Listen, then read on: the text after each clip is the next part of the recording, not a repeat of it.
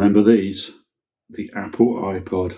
I used to use this all the time back in 2008-ish. My car had a cassette player in it because, of course, modern technology in cars in the 2000s. So I used to have my record collection on here and have this in the car. It was great. But it's been sitting in my cupboard for like a decade. That's just how long you're out of action when you're bringing up children. So, and in the meantime, a lot of my CDs got water damaged, so they're all sitting in one of these like computer disc spindles. So I don't use them very much, and I've ended up resorting to the infinite YouTube jukebox of music. But of course, you get all the annoying ads on there. Especially when you're doing the washing up, you get wet hands and you can't skip the adverts. So the other day I rediscovered this in the drawer, and I thought, I wonder if this thing still works. And I pressed the button. Absolutely nothing, no chance. So yeah, I found the special cable that Apple gives you to charge this thing, also sitting in the drawer, slightly chewed, but looks okay. But even then, I plugged it in, nothing happened. So that battery is completely flat. So I left it to charge overnight, and the next day I went back to it, and I was quite excited to see if this thing would work. I powered it on, and the screen came on, and it said recovery mode. So that disk is dead, basically. I mean, if it's in recovery mode, it can't read the disk. There's nothing doing. Then I thought for a minute, and I realised I'd heard about people upgrading their iPods and adding like upgraded batteries and like SSD replacements for the hard drives and like Bluetooth, all kinds of crazy stuff. So I thought, well, if they can do that, maybe I can have a go as well. So, of course, I ended up going down the YouTube rabbit hole of like how to upgrade your iPod and looking at all the different kits you can get. And so we're going to need a new battery because this thing's 10, 15 years old. And we can get an SSD, but I don't care about Bluetooth or anything like that. So I started having a look at the kits on eBay that you can get. And that led me down another rabbit hole because which generation have you got? They're not all compatible. Is it 5th gen? Is it 6th gen? Is it 7th gen? So I had to go and look on the Apple website and scroll through, and it seems like the generations don't even exist on there. It just says late 2008 or whatever. But I think it's what people call a 7th gen. I think you could probably tell. I think you can tell if you know what capacity it is, but I can't remember. Mine's got these stickers on the back of it covering up, and I didn't want to ruin those by peeling that off. So anyway, I found a kit that looked like it would do the job. A 256 gig SD card, that'll do, eh? Bought it on eBay, and a few days later it arrived. So this kit arrived, and one of the things it contains is this absolutely lethal opening tool, which is just this sharp bit of metal that's bendy, that's to help you get into the case, like this impenetrable Apple smooth metal shell thing. So I watched a few more videos, and I found one that showed me just how extremely straightforward it is with one of these to get into it in 5 minutes flat. And so I jumped in there, and I think after about an hour and a half of sweating and swearing and nearly slicing my fingers off, I finally pried open the case and got my way in. I couldn't even fully open the case because there's a cable that connects the power on the back to the battery on the front, or the other way around. So you had to very, very carefully remove that power cable from the motherboard. And tweezers were recommended, so I got some tweezers, and this thing was not shifting. So I very, very carefully levered it up with the tweezers to release this power ribbon cable, and the whole thing came off the motherboard. The whole power block came off the motherboard. It was hardly attached. So that was that. This is an absolute disaster. This thing is so tiny. I was having a look at whether I could solder it back on again, but the pins are just minuscule. And I found there was a guy on YouTube who's showing you, an Aussie guy who does this. He upgrades iPods, and one of the things he does is solder back on these power connectors that people have accidentally snapped off. But I'm not shipping my iPod all the way around the world just to get that soldered back on. So I had to take a step back. What do I do now? Well, I wasn't really sure, but I thought let's crack on anyway. Let's open this thing up. Let's take it apart and see what we can do. So these iPods back from the 2000s, I had these really small hard drives in. That doesn't look very small. These must have been absolutely cutting edge when you compare that to the size of a normal hard disk. So I managed to get that out anyway. I mean, cutting edge for in its day. I mean, these days you can get like a terabyte SD card that's massively smaller. But there you go. So I can now see how the storage fits in and how the power connects up. But I can't really go much further than this now. With this now that I've broken the power adapter, so I have a think about it, and I decide maybe what I should do is just get another cheap old iPod off eBay, even one that's not working, and just use that. So I've practiced now. I've cracked open the shell. I know what I'm doing. Let's just get another one and upgrade that one instead. Maybe what I can do is get another one and transfer the innards of that over into this one with my customized case. So we do that, another eBay adventure, and a few days later this thing arrives. So this time it's just a generic silver one, but that's fine. It's the same model, more or less the same model. They're the same size. This one's got a protective shell over it that I've put on since. So off we go again. I decide to exercise a lot more caution this time. So let's just do the upgrade on the silver one as practice, and if we can get that working, then maybe we can transfer stuff into the new case. Let's see. So we get out the lethal slicing tool, and this time I get into the case probably in about 20 minutes. I know what I'm doing this time, so I still nearly slice my fingers off, but I eventually get into it. And finally, the top comes away from the bottom. And again, you can't fully open the case. That power connector goes from the bottom to the top. I'm not going to let it get the better of me this time. My goodness, no.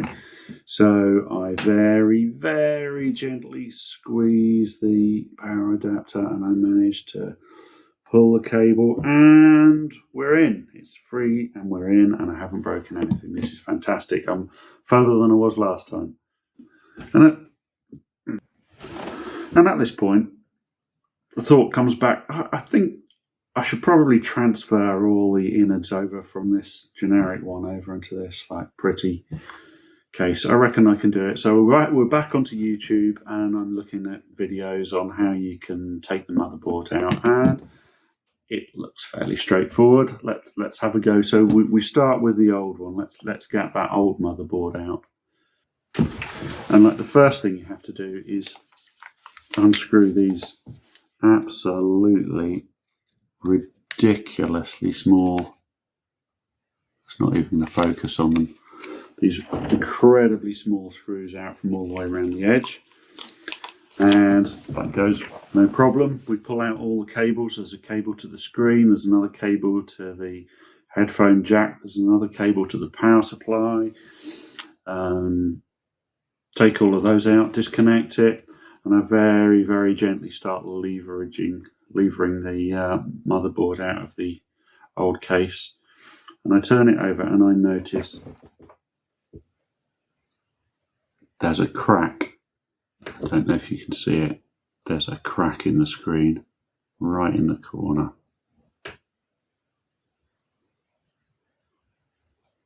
Don't think it's going to focus.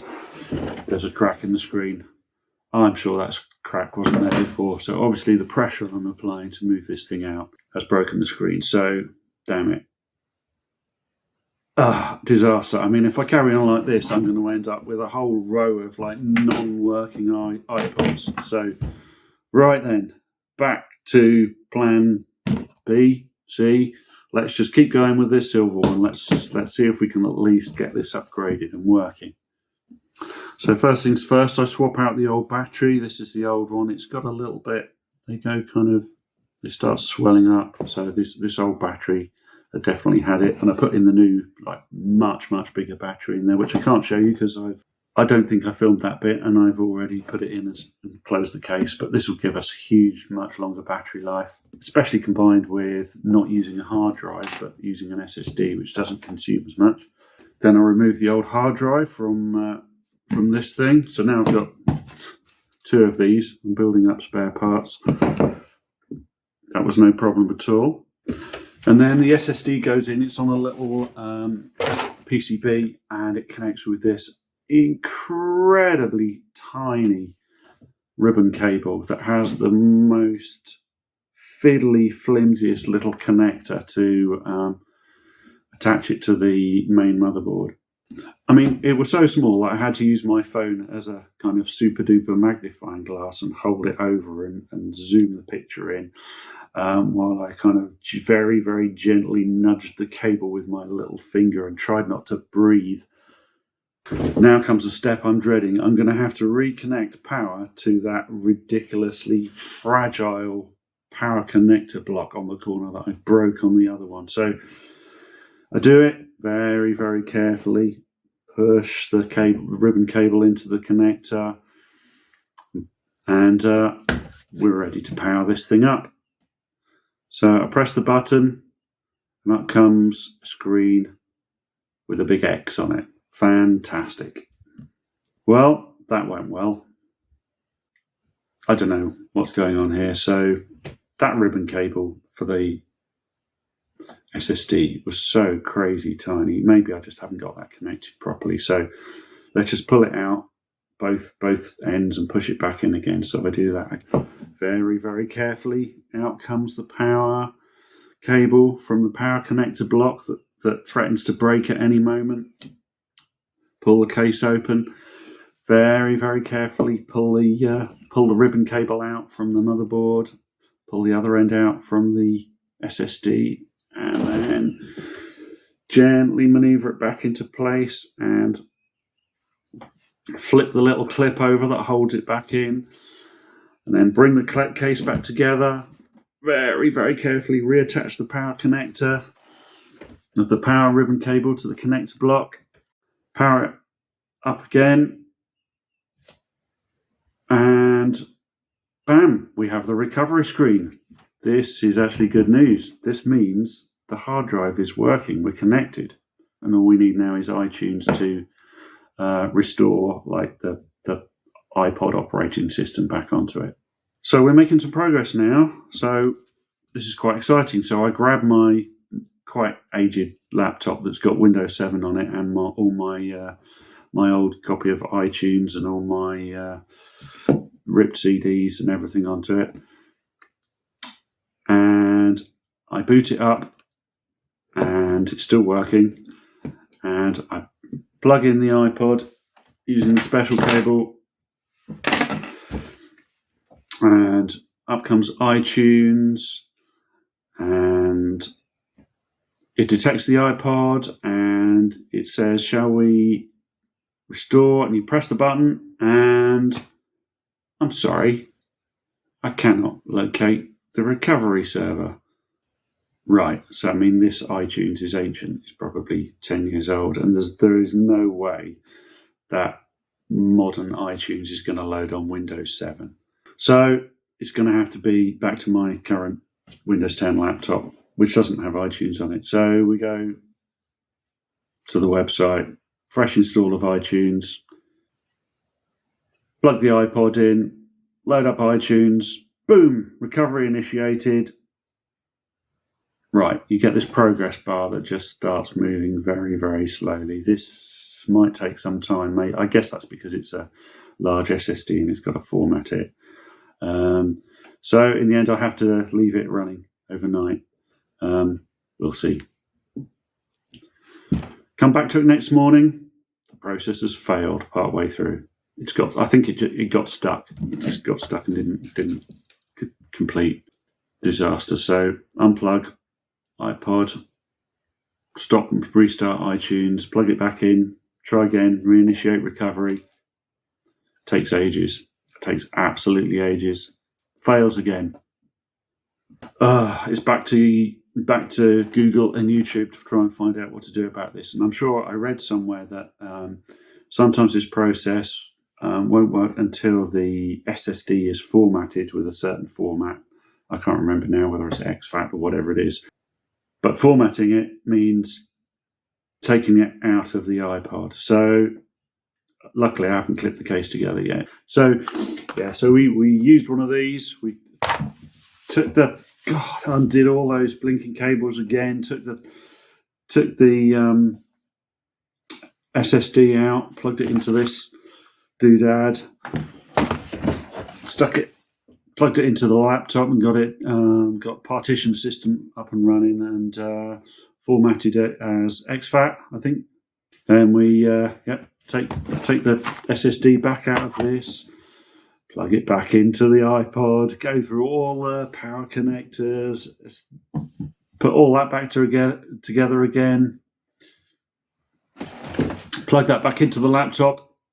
So at this point we can see the partition on the iPod through Partition Assistant, and it says it's showing 110 gigabytes, so something's not quite right there, but we're going to forge on regardless anyway, right? So the iPod boots, right, and it's showing recovery mode, so let's do it. We initiate recovery mode through iTunes. Recovery mode goes through its little progress bar, sits at 50% for ages, and then pops up with a message, it's failed. What the heck do I do now? So I'm starting to get quite annoyed at this point. So I go and have a pace around the house to have a think, try and work out what my next move can be. And then I had a moment of inspiration. So I was using the ribbon cable that was already in the iPod.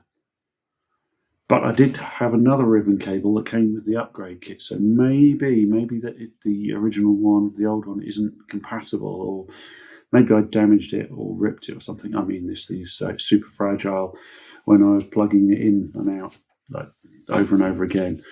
So off we go again. We take out the power, we take out the ribbon cable, and we go and fetch the new ribbon cable from the upgrade kit. I mean, this thing is absolutely minuscule and super delicate.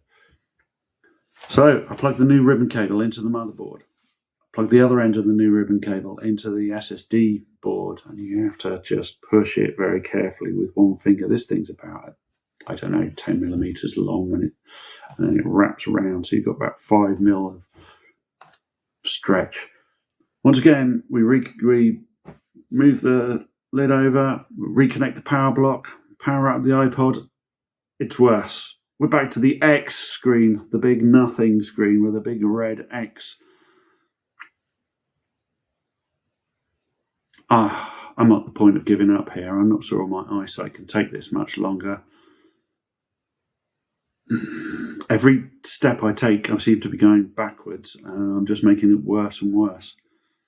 I'm getting frustrated and tired at this point. I'm not sure there's anything else I can do here. So I take another walk around to think about it and calm down again. So I'm really not all that sure what to do. So we're just going to go for one more readjust of that cable. So out comes the very delicate power block. It's unbelievable that I've managed to not break it on this one. I mean, at this point, I've plugged this in and unplugged it like 20 times. Disconnect the ribbon cable from the SSD. Disconnect the ribbon cable from the main board. very carefully push it back in again, flip over the little catch that holds it in place. Very, very carefully plug the power ribbon cable back into that extremely delicate connector block. I mean, it feels like we've done this 100 times. And power it up, and we get the recovery screen once more. Okay. So, well, we plug it back into the laptop, get iTunes up, start the recovery process. I mean, I know what's going to happen. This progress bar is going to keep going, then it'll go up to 50%, and then it'll get stuck, and then we'll get a pop-up saying the process has failed and try again. And oh my word, it actually worked. The iPod has booted. It's now showing that menu screen. So I navigate through, have a look at the settings, and go through to storage, and it says 128 gigabytes. Hang on a minute. This is supposed to be a 256 gigabyte card, right? So does this mean perhaps it's the 6th generation, not 7th gen, that has issues with storage capacity and can only go up to 128 gigabyte? Well, at this point, anything that works is a win, so I don't care. I've got something working. So, well, because this is my newer laptop that doesn't have my record collection on it, I grab a couple of CDs and I rip them at, let's go maximum bit rate.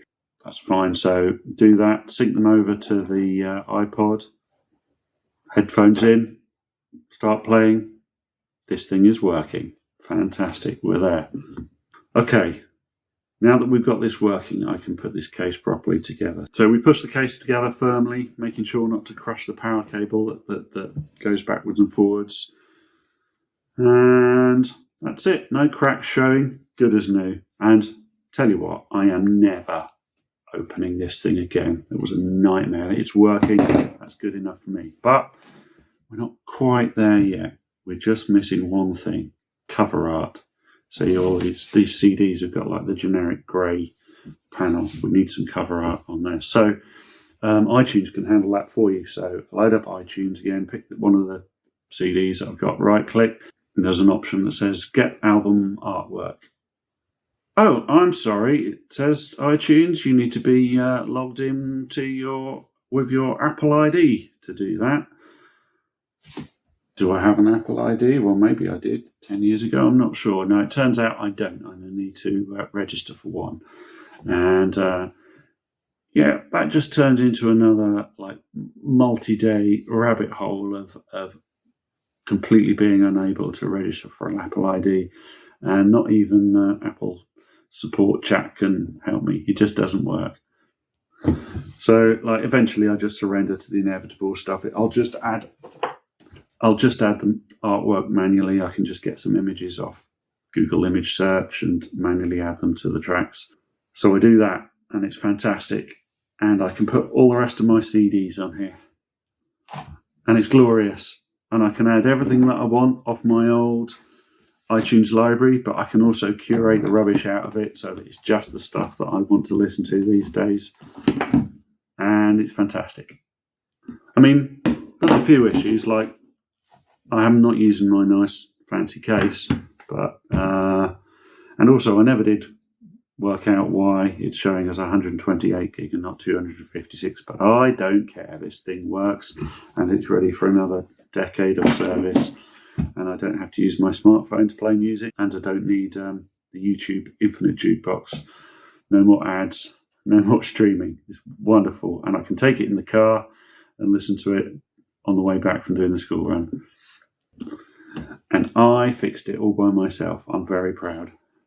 So sometimes, you just have to dive in and have a go. And you're inevitably if you're out of your comfort zone, you're inevitably going to hit these obstacles. And I was so close. I was on the point of giving up. And it turned out I was one step away from having this thing working. If I just had stopped at that point, this thing would have been a brick, would have been junk. But I just did one more, take it apart, turn it off and on again, unplug everything, plug it back in, and the thing worked. sometimes when you feel like you have to give up because you're out of options and you don't know what to do, maybe that final push will get you to where you need to go. Anyway, that's it. My tales of iPod repair horrors. I'll see you next time.